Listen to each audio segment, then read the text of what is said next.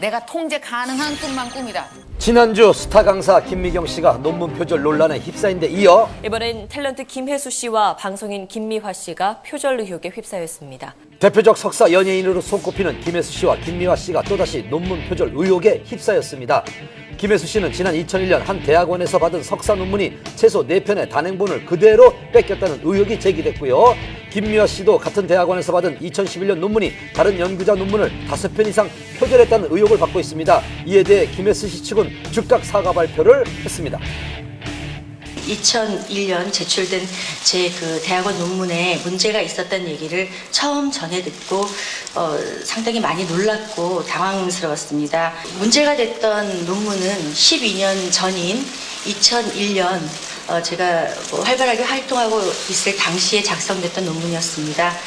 2001년 대학원 졸업을 앞둘 당시 김혜수 씨는 한 드라마의 주연을 맡고 있었습니다.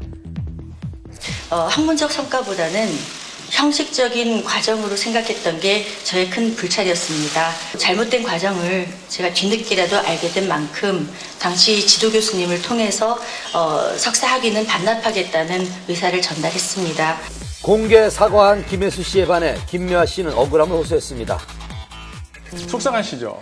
아니요, 속상하지 않아요. 왜냐면 그게 사실이 아니기 때문에. 저의 어떤 부주의한 면도 있는데, 외국의 이제 먼저 공부를 하신 분의 선행 연구를 이제 한국 분이 그거를 갖다가 논문을 쓰셨을 거 아니에요. 그 교수님의 이름을 옆에다가 같이 달아줘야 되는데, 인용의 재인용인데 이제 인용인 것처럼 했다. 논문의 틀 안에서 뭔가 실수가 있었다. 또한 연구 대상으로 삼은 유재석, 강호동 씨의 평판이 진행자 선정에 어떤 영향을 미치는가에 대한 논문은 자신이 처음이자 유일하기 때문에 표절을 하고 싶어도 할 수 없는 부분이라며 이번 논란을 트집 잡기일 뿐이라고 주장을 했습니다. 김미화 씨의 논문을 표절이라고 분석한 곳의 입장은 어떨까요? 오랫동안 시사 라디오 프로그램의 진행을 맡아오셨잖아요. 그래서 이제 관련 제보성 검증 요청이 많이 들어왔었고 명분이 있다고 생각해서 김미화 씨의 논문을 검증해 본 것입니다. 문제가 되는 부분을 살펴봤습니다. 논문 내용을 원래는 이렇게 쓰고 한은경, 오현정 이걸 또 더 쓰고 재인용 이렇게 해야 돼요.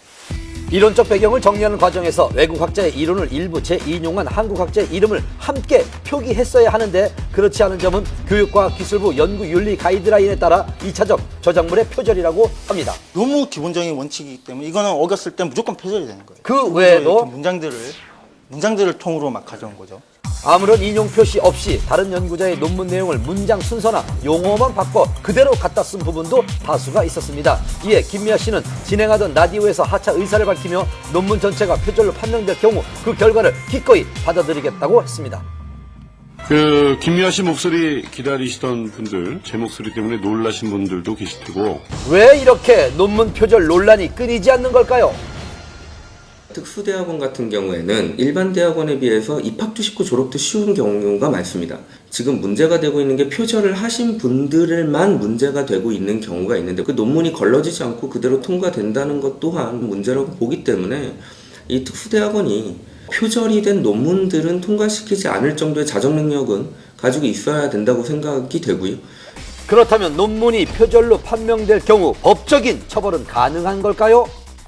그 표절이 법적으로 저작권법 위반 행위로 판명이 되면은 저작권법에 따라서 5년 이하의 징역 또는 5천만 원 이하의 벌금에 처해질 수 있습니다. 대한민국에서 학위가 주는 의미가 큰 만큼 이번과 같은 사태가 더 이상 반복되지 않길 바라겠습니다. 또 한 쌍의 초대형 스타 커플이 탄생했습니다. 한혜진 씨와 기성용 씨가 열애 사실을 인정했습니다. 어제 열린 월드컵 최종 예선전에서 승리한 한국 대표팀.